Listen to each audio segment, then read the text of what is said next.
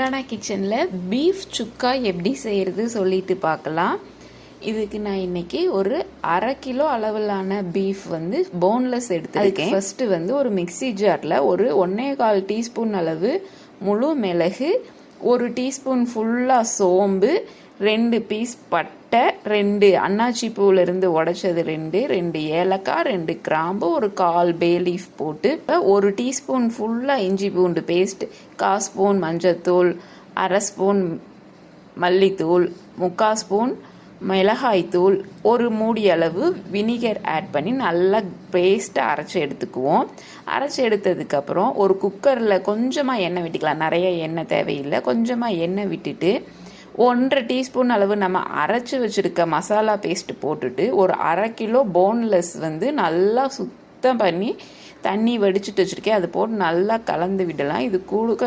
இதுக்கு தேவையான அளவு உப்பு போட்டு நல்லா வணக்கி விடலாம். இது அந்த பீஃபில் உள்ள தண்ணியிலேயே கொஞ்சம் நேரம் நல்லா வணங்கினதுக்கப்புறம் ஒரு 1/2 டம்ளர் தண்ணி ஊற்றி மூடி போட்டு ஒரு 5-6 விசில் விட்டுக்கலாம். இது வேக கொஞ்சம் டைம் ஆகும்.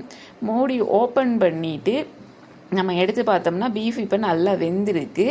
அதுக்கப்புறம் நம்ம ஒரு வடை சட்டியில் கொஞ்சம் எண்ணெய் ஊற்றிட்டு நம்ம அரைச்சி வச்சுருக்கிற மசாலா பேஸ்ட்டு கூட கறி லீஃப் ஆட் பண்ணி கொஞ்சம் நல்லா அந்த எண்ணெயில் வணக்கிடுவோம். வணக்கினதுக்கப்புறம் நம்ம வேக வச்சுருக்கிற பீஃபையும் அதிலையே ஆட் பண்ணி நல்லா கலந்து விட்டுடலாம். அந்த தண்ணியோடையே ஊற்றிட்டு நல்லா அந்த தண்ணியும் மசாலாவும் கலந்து நல்லா கொதிச்சு வற்றி வரணும். அந்த அளவுக்கு இது நல்லா கொதிக்கட்டு. ஒரு மூடி போட்டு கொதிக்க விட்டுருவோம். இப்போ நம்ம எடுத்து மூடி ஓப்பன் பண்ணிட்டு கிளறி பார்த்தோம்னா தண்ணி நல்லா வற்றிட்டு கிரேவி பதத்துக்கு இருக்குது. இதை விட இன்னும் கொஞ்சம் வற்ற வச்சுட்டோம் அப்படின்னா நமக்கு நல்லா அந்த சுக்கா பதத்துக்கு வந்துடும்.